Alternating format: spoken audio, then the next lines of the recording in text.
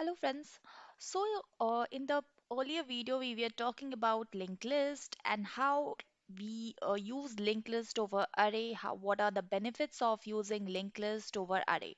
So I talked about the linked list and how it can dynamically grow in size, while for array we can have only a limited or static memory allocation for the elements, right? So if you see here, the array for the array we can have a static allocation, memory allocation. For the linked in, we can dynamically grow, like if we place the address of another node here, we can increase the size, right?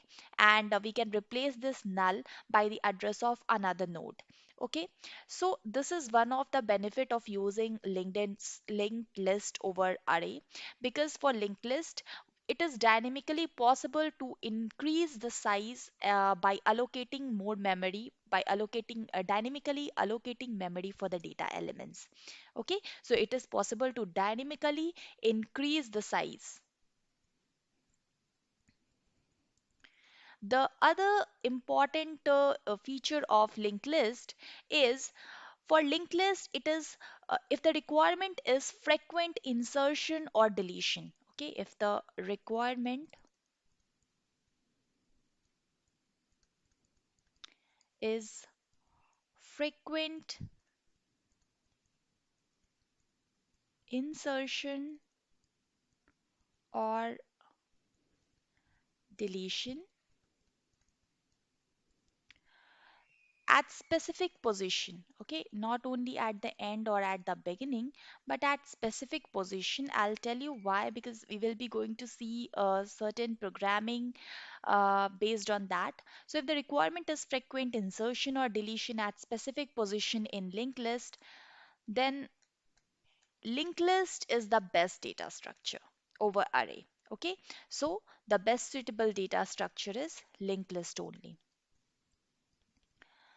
Why I'm saying this, I'll just illustrate you in a moment. The best suitable data structure is linked list. Okay, so in linked list, if you have to add certain elements, let's say if we have to add a node here.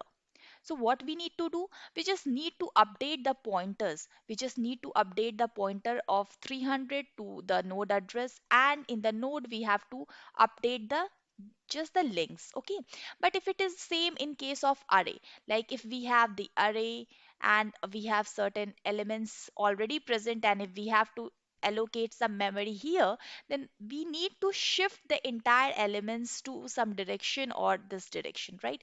I mean, there is a process of shifting and swapping, and that would require time. But here you just need to break the pointers and update the new pointers. So that is why this way linked list is the best suitable data structure if there is frequent insertion or update or deletion in the linked list. But there is some drawback also. So what is the drawback of linked list? Like in array, we have the random as well as sequential access of the data. But for linked list, we can have only sequential access. Like linked list, it supports only sequential memory access, right?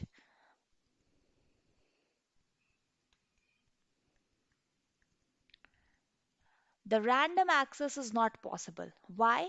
Because there are some certain links. So you can move from this node to this node via this link only. You can move from this node to this node via this link only. So this memory address is present in this node.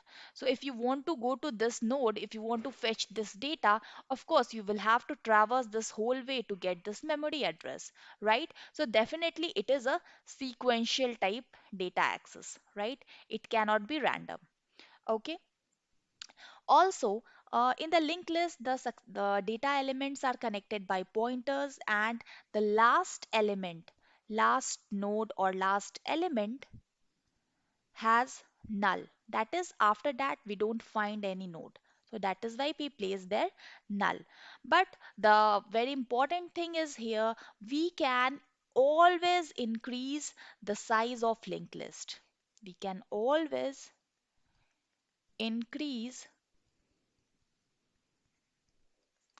the size of linked list,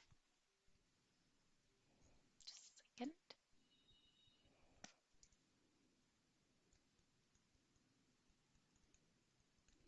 until we have memory available, because memory is also a requirement, until the memory is free. Okay, so this is one condition. So this way we can grow the size of linked list dynamically. As I earlier stated, we can have easy insertion, deletion, and update of the linked list at some specific position, which is not possible there in array. I mean, it is possible, but the time complexity will be more. Okay. Now, let's have a view of some useful statements, because in the later videos I'll be illustrating how we create linked list, how we traverse the linked list, how we can update, delete, insert the elements of the linked list and the various kinds of linked list. So for that we need to know certain points, like if head equal to null, if head equal to null, that means head does not contain any memory address in that. I already told you that when we have the linked list like this head always points to the first node. Okay, the starting node. It contains the starting node address. Starting node address. Okay, so if the address here is null, then definitely there are no element in the linked list. It means that because that is null, then there is no element in the linked list. Linked list is empty.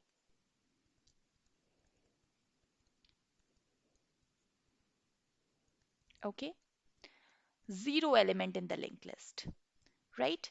This is one thing. Second thing is if head,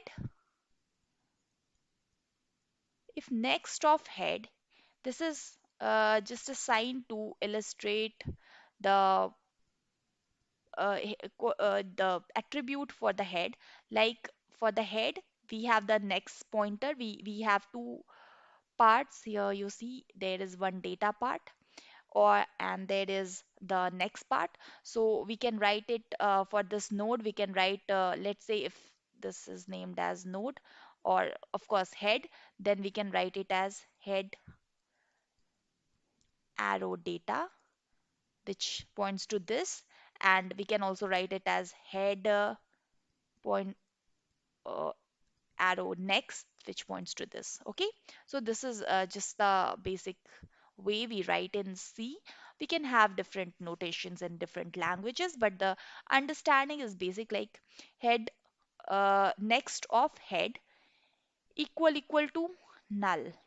That is, we have this linked list here, and we have this head here. This head contains 100, and head pointer next, okay, arrow next is null. So we can point that this is the only element, this is the only data element present in the entire linked list. There is only one node or one data element, remaining there is nothing. So if this condition is true, then the list is having only one element.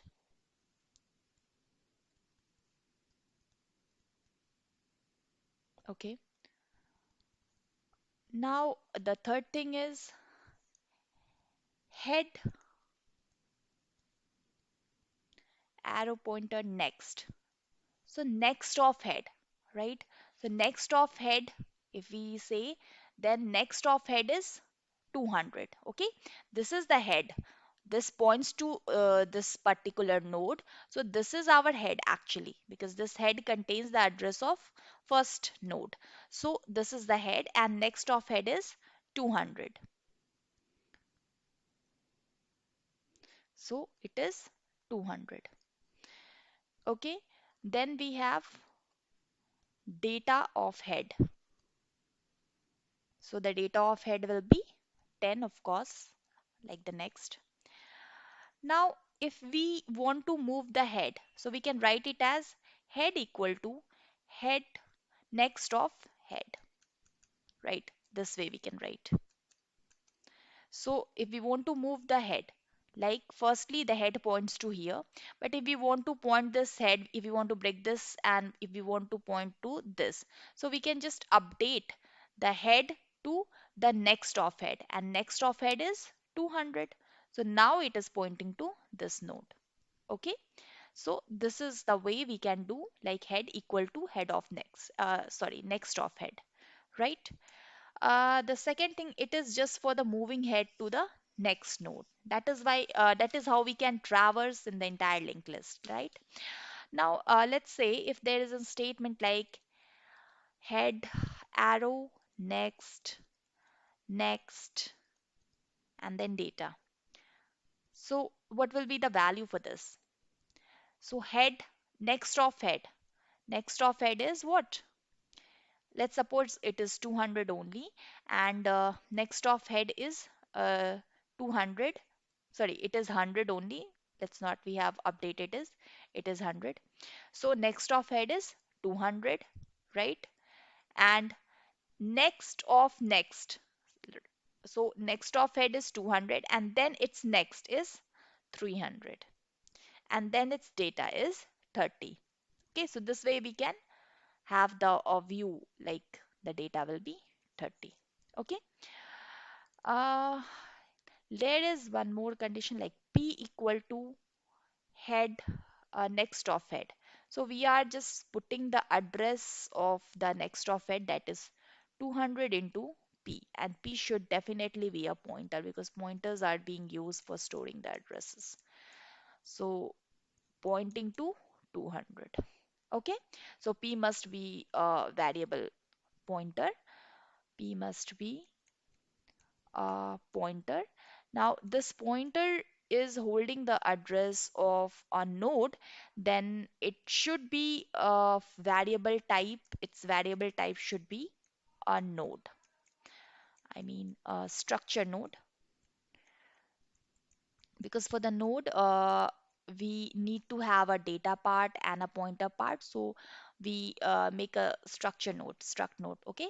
So P is a pointer pointing to the next of head. Okay.